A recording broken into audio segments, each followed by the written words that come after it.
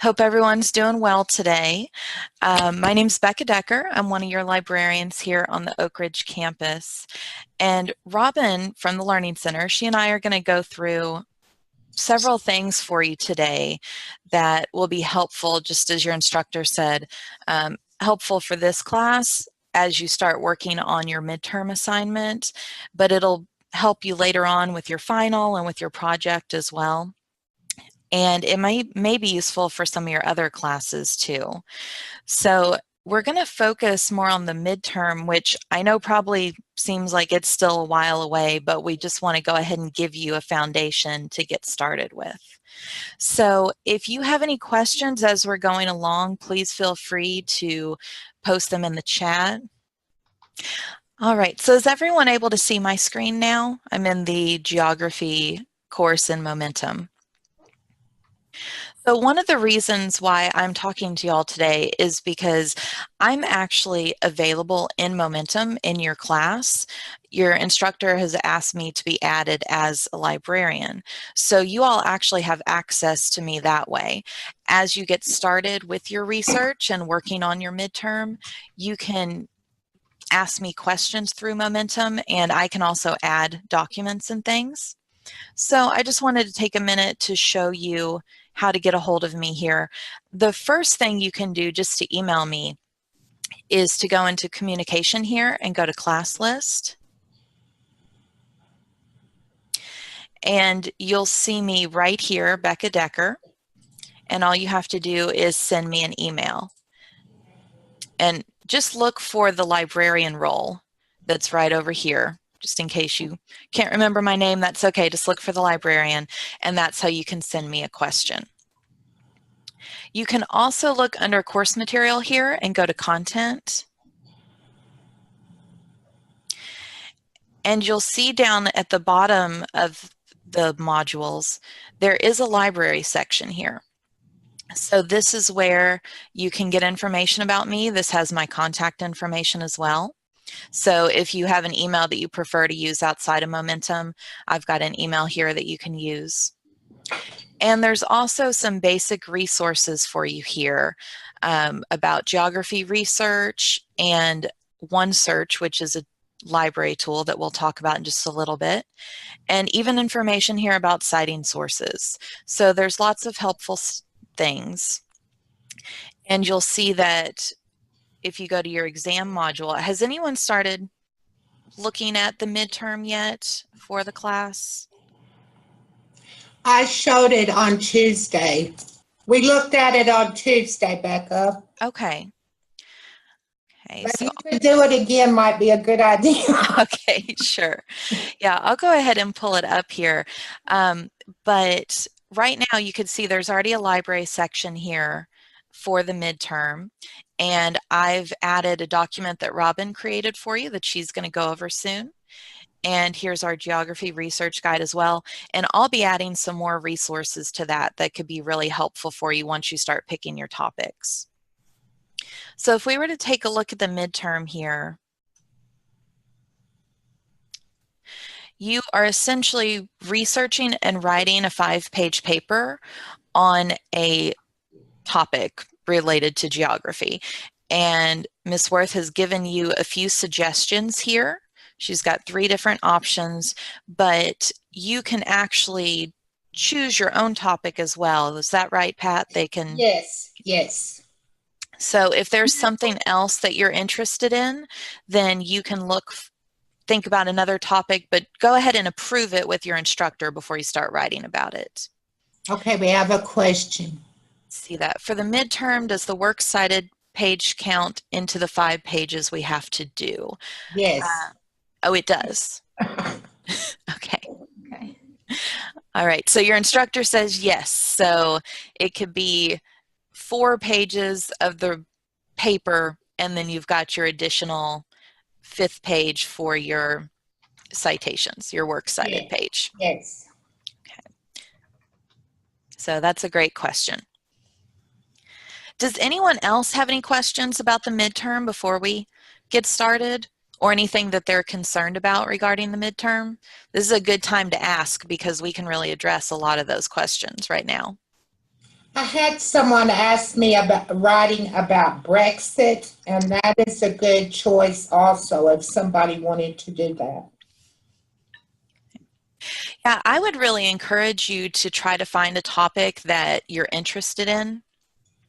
Because it's going to make writing the paper easier for you, and it's going to make doing the research easier too, because whenever you're curious about something and you want to learn more about it, you're going to enjoy the research more because it's something that you're actually passionate about. And that tends to come across in the writing too. It becomes a little easier to write if it's a topic that you care about.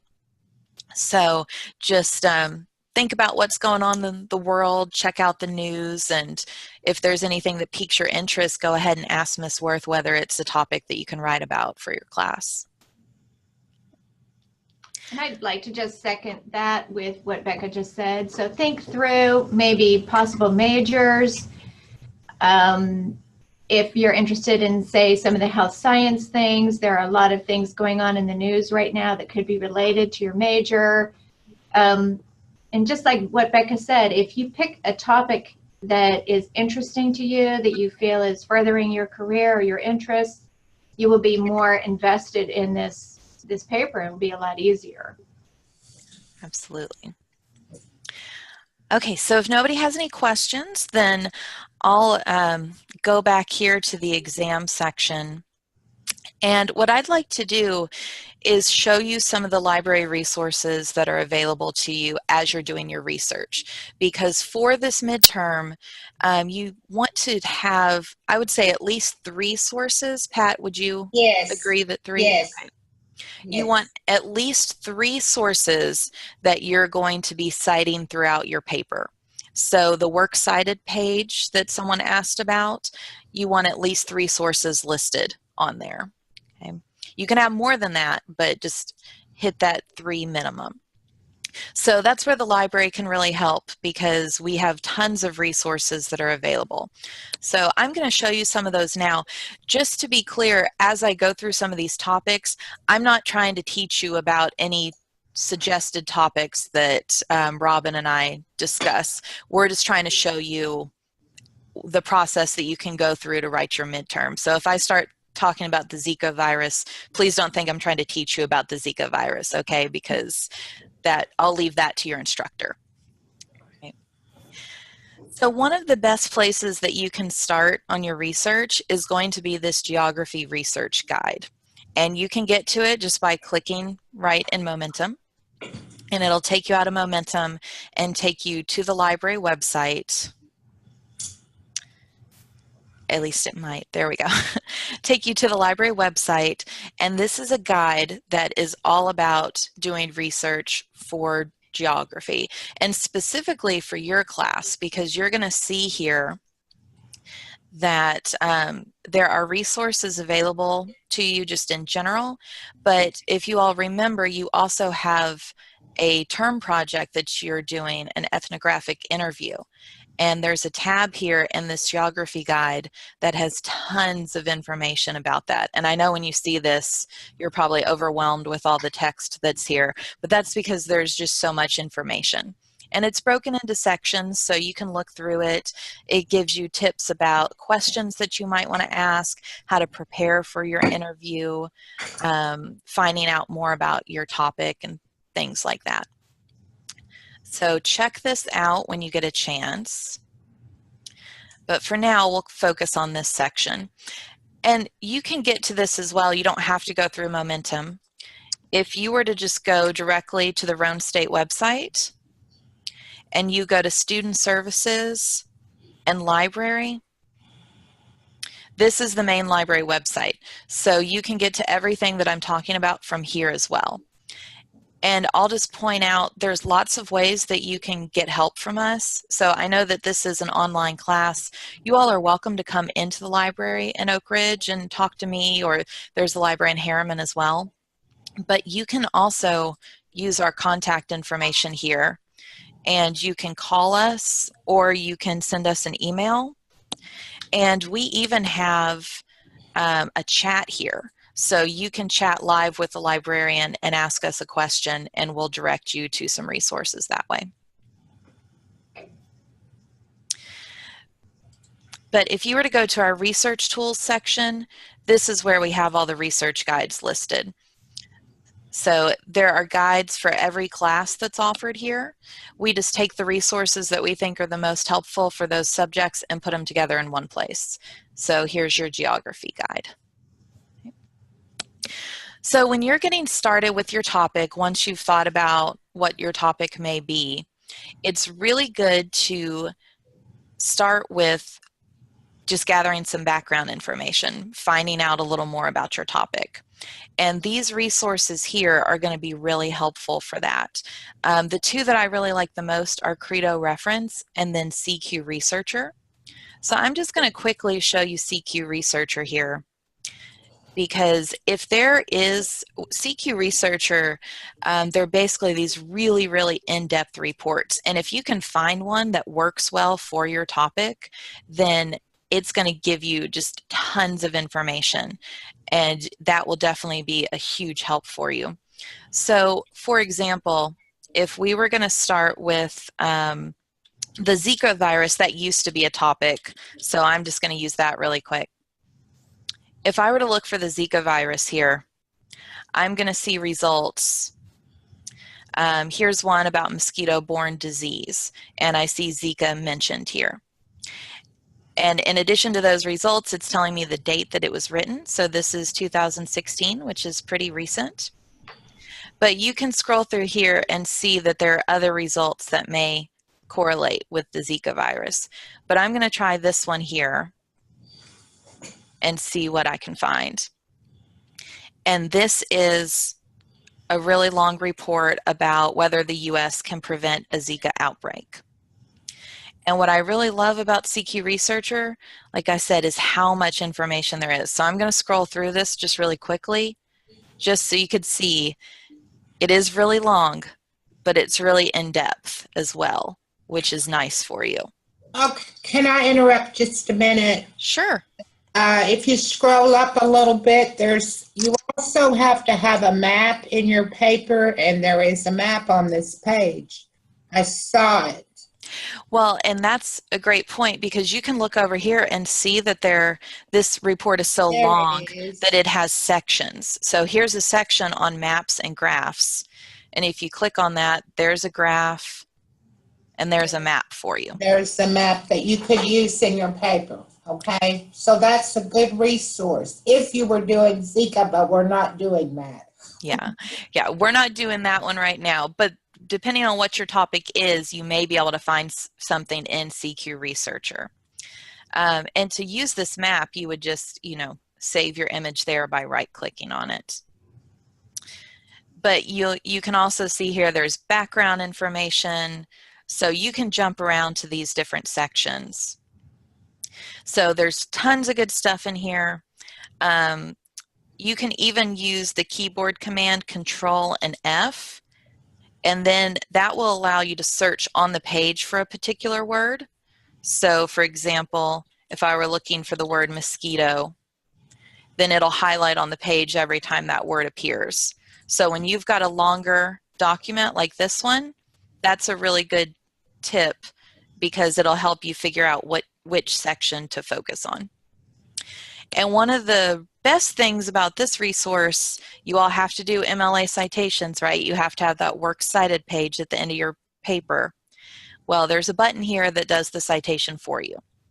So if you click Cite Now, the default's going to be APA, but you'll just want to change it to MLA, and bam, there's your MLA citation, okay?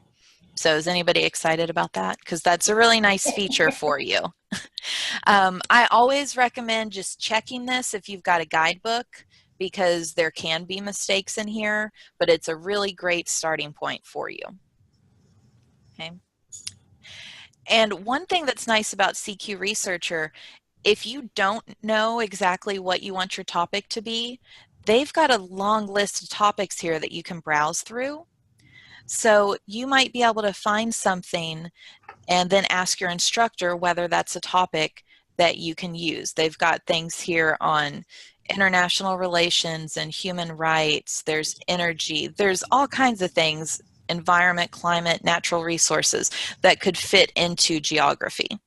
So if you click on those and kind of browse through them, then you're going to see a lot of options here. So that might be one way to get some ideas and find something that you're particularly interested in. Okay. All right, any questions about that before I move on?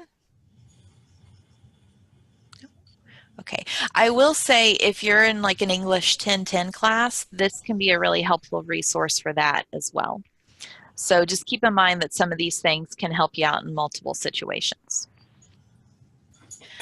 So if I exit out of that, I'm back here in my geography research guide. And there's a lot more that you can explore here. We've got recommended books.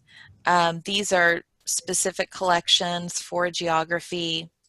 I've even got some websites here that might be helpful. Like if you're talking about a specific country, the CIA World Fact Book could be great. World Book is an online encyclopedia. So, and here are some links for maps. So if you're having trouble finding a map for this assignment, definitely come and look here. But one other thing you want to keep in mind as a potential source for you is going to be, since all of your topics are going to be pretty current, we're talking about current events here, newspapers are going to be really good options for you. Newspapers, a lot of them are published daily, so they're going to have really up-to-date information. They're also going to talk a lot about the personal side of these stories, so they may have people who are being interviewed in them and give that insight. So a newspaper is a really good option.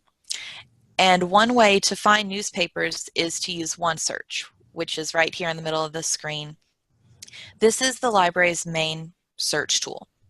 And you can use this to find pretty much everything that we have at the library, including like print books and ebooks, even videos and things. But what I like to do first with this is sign in. And everyone already has a OneSearch account. It's your RadarNet username and password. There we go.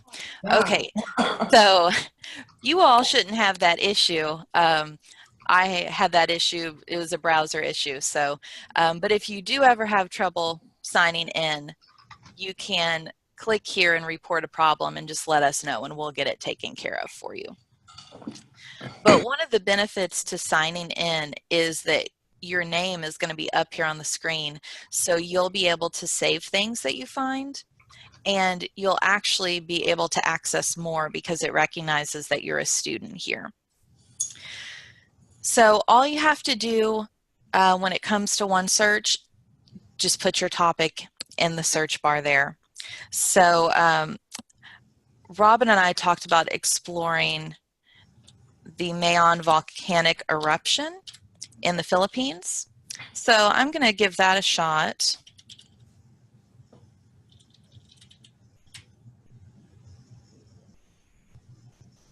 And you can see that we get 365 results. Depending on what you search, if you were just to look for volcanoes, you could get a lot of results. See, we've got 46,000 now. So it's definitely better when you can be a little more specific. That helps narrow down your results. So I'll do Mayon volcano again here. And these are all your different results. Like I said, there are a lot of different resources that are available through OneSearch. But if you specifically want to find a newspaper article, you could come over here to resource type and choose newspaper article. And that will eliminate things like books and videos. And another thing you could do to narrow down your results, you want something, a good rule of thumb is to try to find something that's been published within the past 5 years or so. So we could put 2014 to 2019 in here. And now all of our results are not only newspaper articles, but they're also from the past 5 years. So here's a newspaper article about the volcano erupting. It's from 2018, so it's very current. And to actually read the article, all you have to do is look here under View It and click any one of these links that are available. All these links are going to go to the same article. So if you click on one of those, it's going to take you out of OneSearch and directly to the article. And there you go. There's your full article. And you can see these are a lot shorter than the CQ Researcher reports. So it's going to be a little quicker to the point. It's going to just kind of update you on what the current situation is. So it's a good option to have a mix of those longer sources and some of these shorter ones as well. And just like with CQ Researcher, all of the library resources do have that citation tool. So there you go. There's your MLA citation that you can put in your works cited page. Okay. You can also print this off if you want to. But let's say this article doesn't really work for you. Just exit out of there and you're back in OneSearch. And if you just close that window, then you can just look through some of these other results. Here's the 5 most destructive explosions of the Mayon volcano. So that one might be more helpful for you depending on what your topic is. Okay. But you can really play around in OneSearch. You can try different keywords. Use these filters over here. They're really helpful to get you the results that you need. And then if you find an article that you do want to be able to come back to later, all you have to do is click the pin right there, and it's going to send it up to the top of the page and save it as your favorite.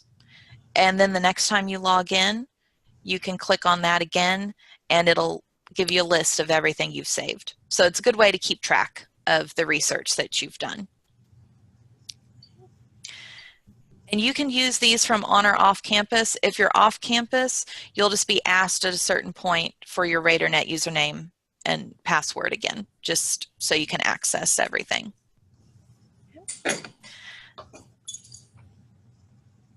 Let's see. How do you do the MLA format from the website?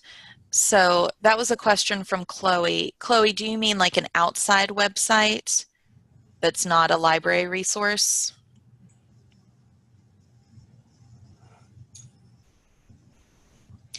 Because in just a no from the library. Okay, so any of the resources that you use from the library, don't think of them as websites. Think of them as individual articles or books. It's just that you access them electronically. So you look for a citation tool by the article, and that'll give you your citation. If you can't find a citation tool, then you just need to know what the source is. So this is a newspaper article, and you'll be able to look up how to do MLA, how to do an MLA citation for a newspaper article. And Robin's going to touch base on that in just a minute. But does that help for now, Chloe? That's a great question too, because a lot of times people think of OneSearch as being a website, but it's not. It's a search engine. It's like Google.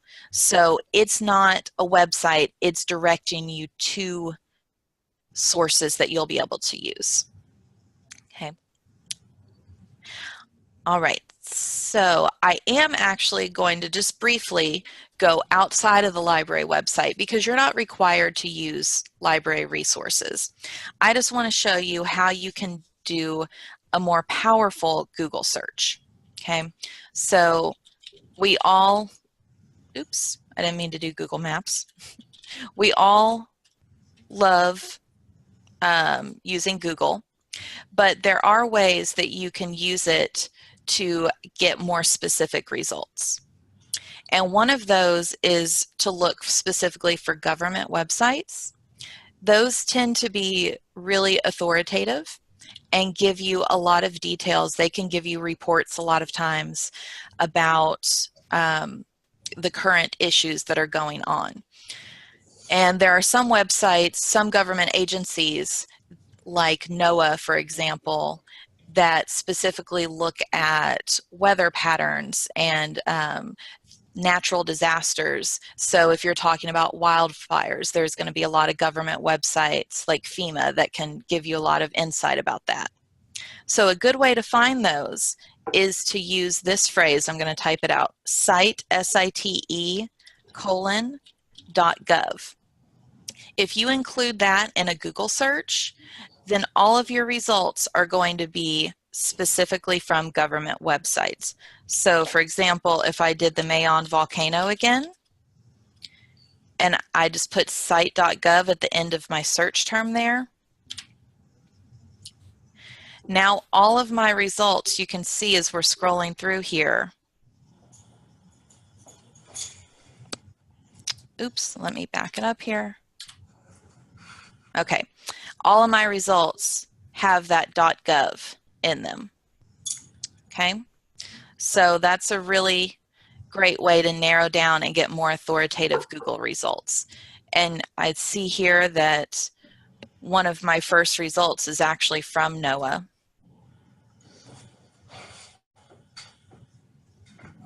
So it's going to give me some very current and authoritative information here. And a lot of times from these pages, you'll also see reports. I remember when the wildfires were going on in Tennessee, they were releasing reports pretty much every week with a lot of details about the damage and the cost and the effect on the economy, which would all be helpful for this paper. Okay.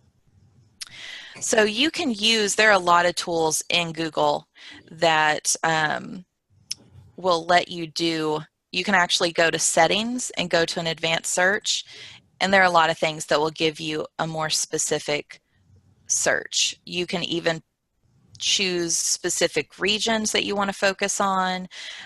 You can choose the last time it was updated, so you'll be able to get something more current that way. Lots of options. So a lot of people don't know about those with Google. So it's just a way to make your search more powerful. Okay. So I've covered a lot of things about the library. Does anyone have any questions for me right now?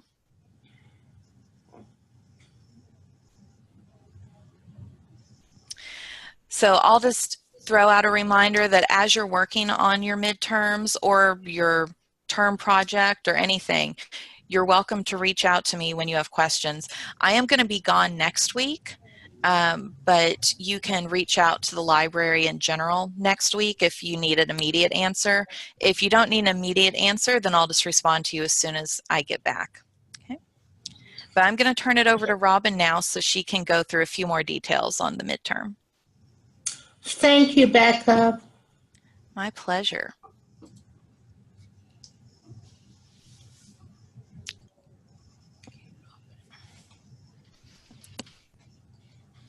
Okay, so how's everybody doing? People doing okay? They're all muted, Robin. Okay. If they don't mute, we hear that back. That's fine. Yes. What I'd like to know, I guess, if you can maybe come in on your chats, is just how many of you are familiar with MLA, Modern Language Association? How many of you are familiar with MLA? Okay, Austin is, he says. Okay.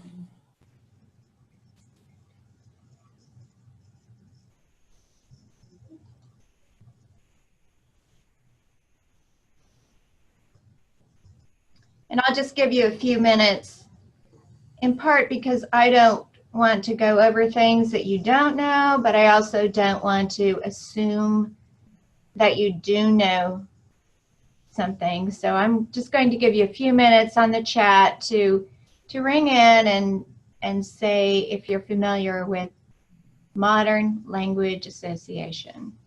Okay, Chloe says a little. She's not really familiar, I think.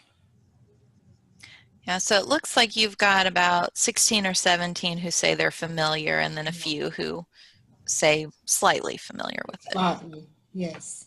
So let's go ahead and start. You've been given actually quite a bit of information just in the assignment. And whenever I start to write a paper, when I start to think through how I would write a paper as a student, I start with the assignment. So if you go back to the assignment, and hopefully you can see I started with an outline. And let me say this, I'm going to be really honest with everybody. I don't always use an outline. I know there's a lot of writing teachers who say, you have to have an outline. It's impossible to write without one. I'm going to be honest and say, there's a lot of writing that goes on without an outline. But let's just, for the sake of argument, say that your instructor has already given you sort of the outline. If you look at the assignment, it's there. So she's told you you need to have an introduction. That's always a good idea. Probably within your introduction, you can give, I'm not sure, I'm getting a little sign that came up that said my internet is unstable. So hopefully you can still hear me.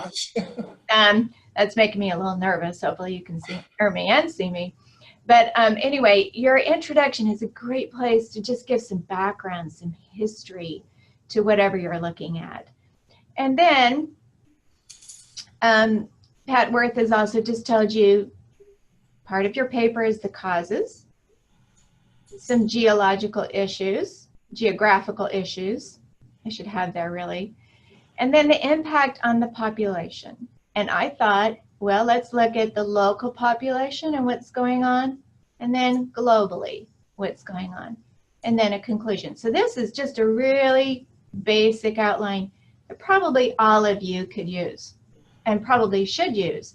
If you use that, or some rendition of that, then what you know you've done is you've answered the midterm question, okay? One of the things that students sometimes make a mistake on is they get caught up, and I think this is very easy to do. You get caught up, I get caught up in answering one aspect of the question and I forget to answer another part. So if I go back and look at the actual prompt and I write everything down and outline it, obviously it's probably better to talk about the causes before I talk about the impact, give a little history here in the introduction, then I know I've checked off everything that is required of me. What I would like to do today is model for you, if this is a very basic outline, and how can I expand that to help myself.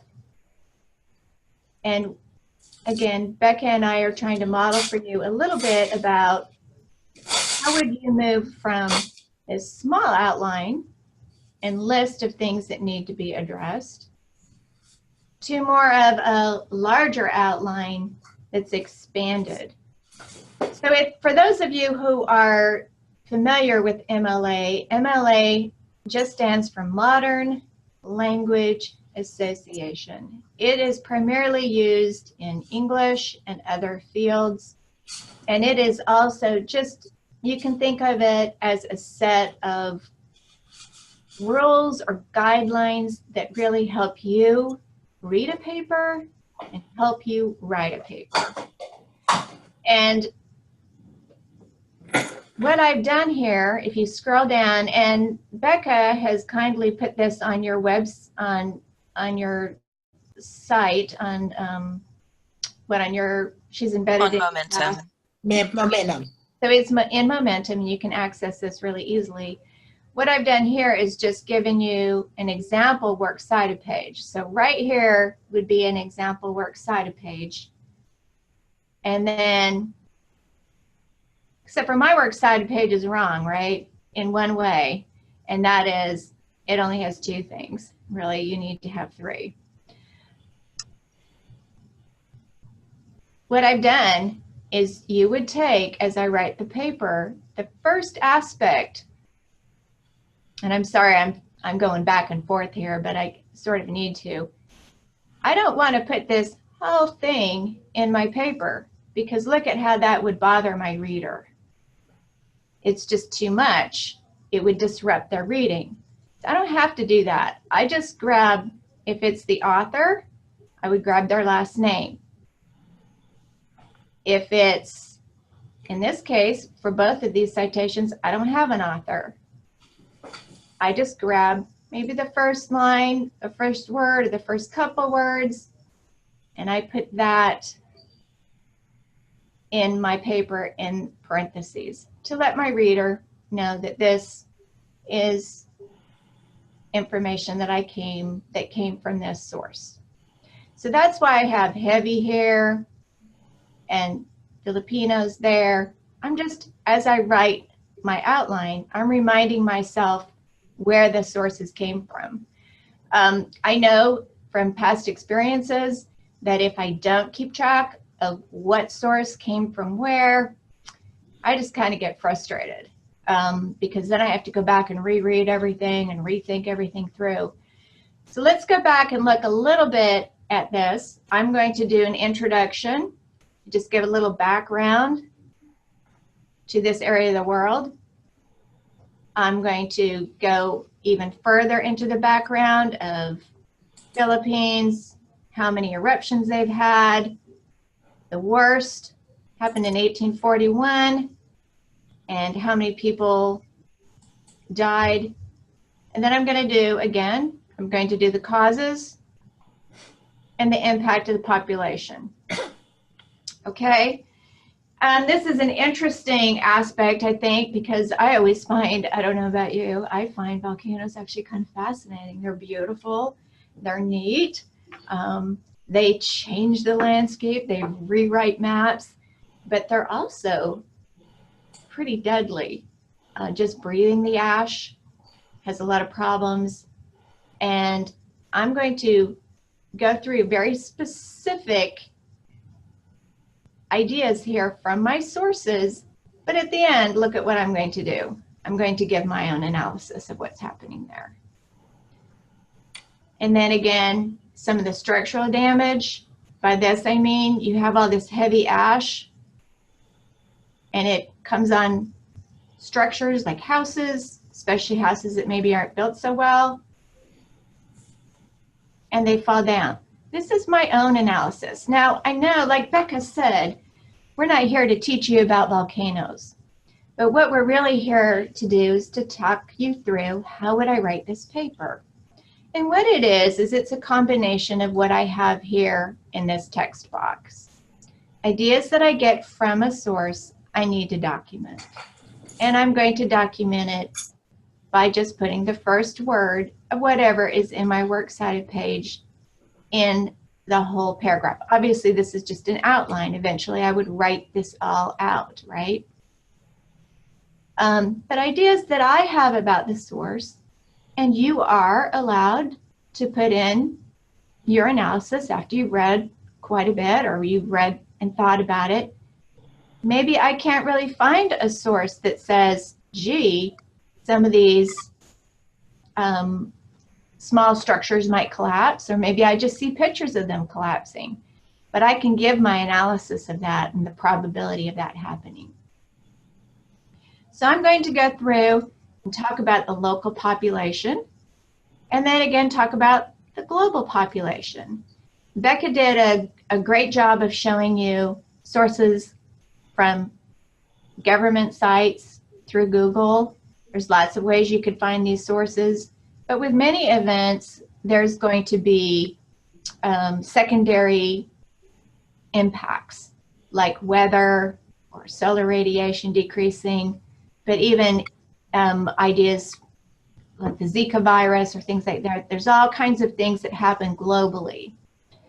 So I'm going to stop right now and just see if anybody has any questions just about my outline and how I moved from the assignment and what you were supposed to do, really to expanding and having a fuller outline.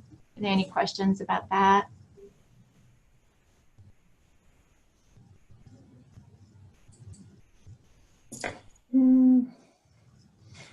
No questions, I guess, Robin.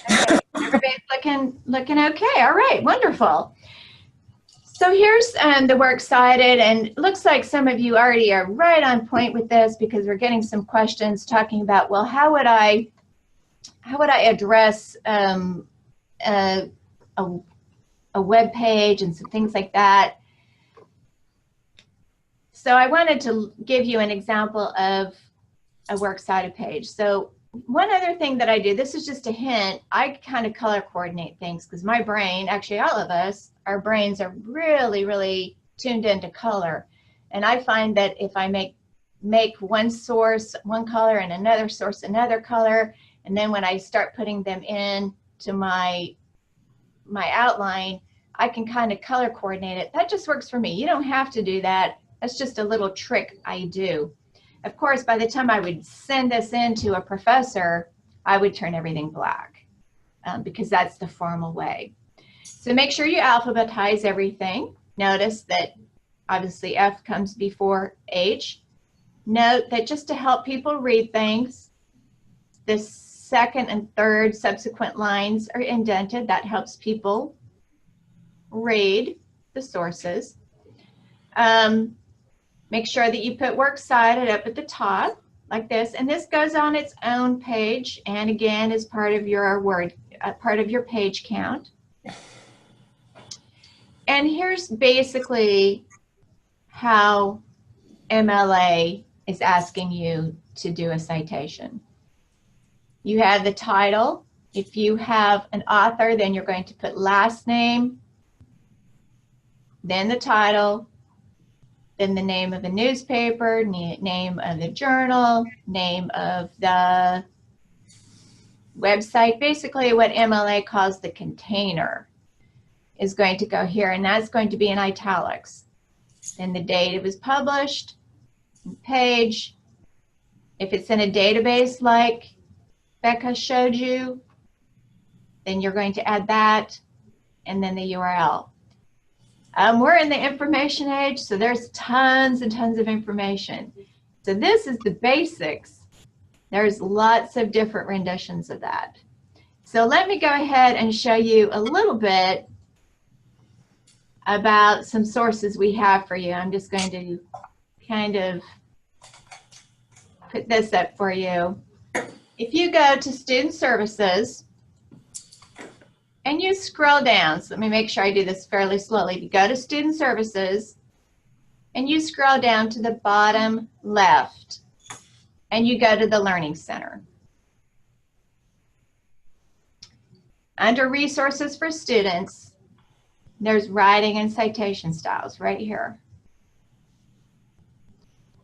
And your instructor wants you to use MLA.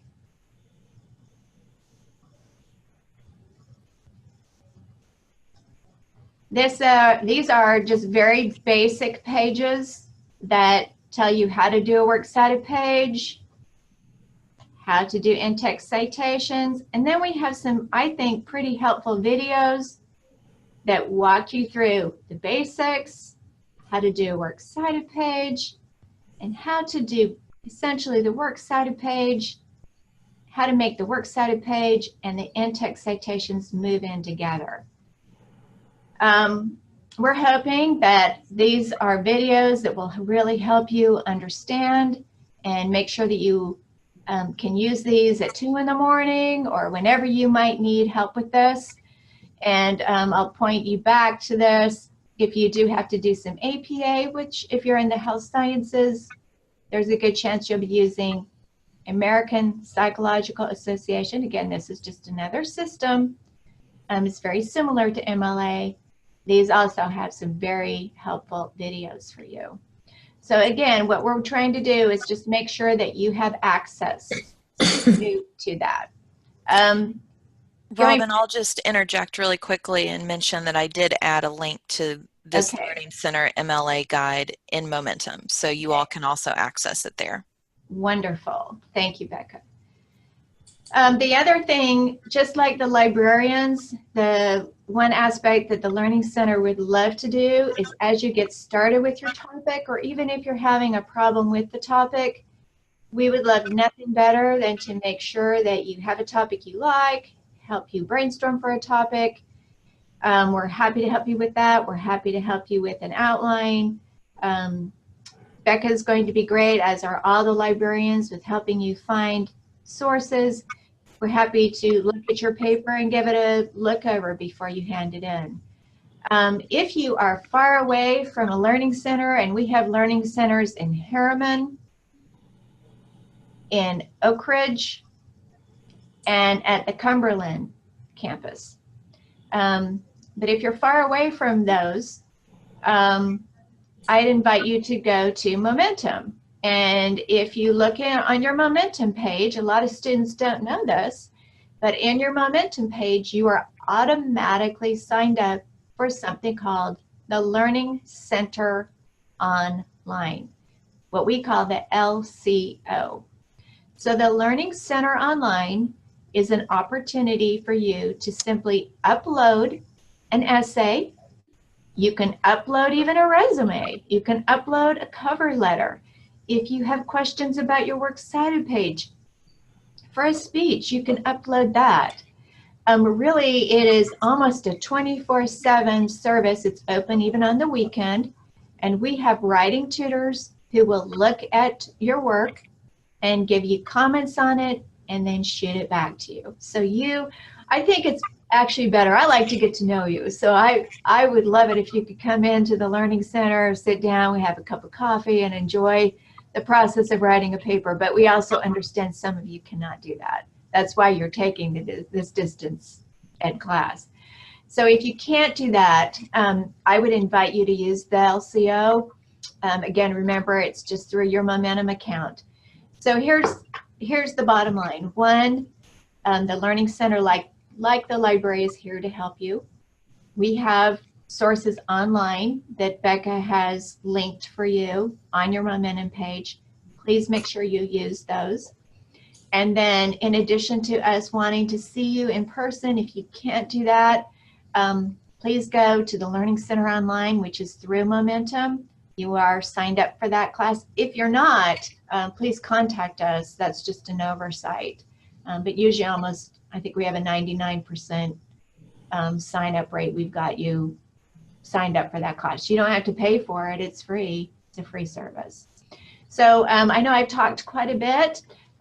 Just wanted to orientate you to the Learning Center and how we love to help people. We're not here to help people that average person who comes in and asks for help usually are students who are ranking very high in their courses and doing very well in their classes. We like to make sure that you're succeeding and doing well and enjoying your classes. So any questions?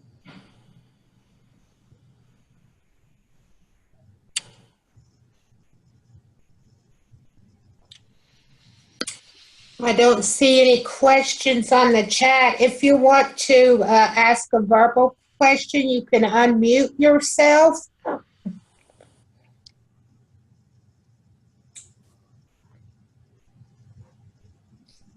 Okay, thank you very much, Becca and Robin, and I hope that you and the class will take advantage of this. I talked about this on Tuesday, and the reason I started doing it is I don't want anybody in this class making a bad grade because you don't know how to do a research paper.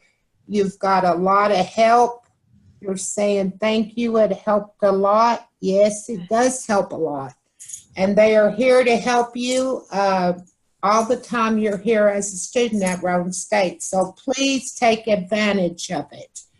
And as I said earlier, I recorded this, and this is our first time trying to do this, but we're going to try to edit out the first part of this video where the class starts 15 minutes ahead of time and repost it and make it available so you can go back and review if there's something that you would like to look at again. So thank you very much, ladies. Thank you for having us, and thanks everyone for your attention. I'll just encourage you to please ask me questions if you have any, because you will not be bothering me. That's what I'm here for. So feel free to reach out later. All right.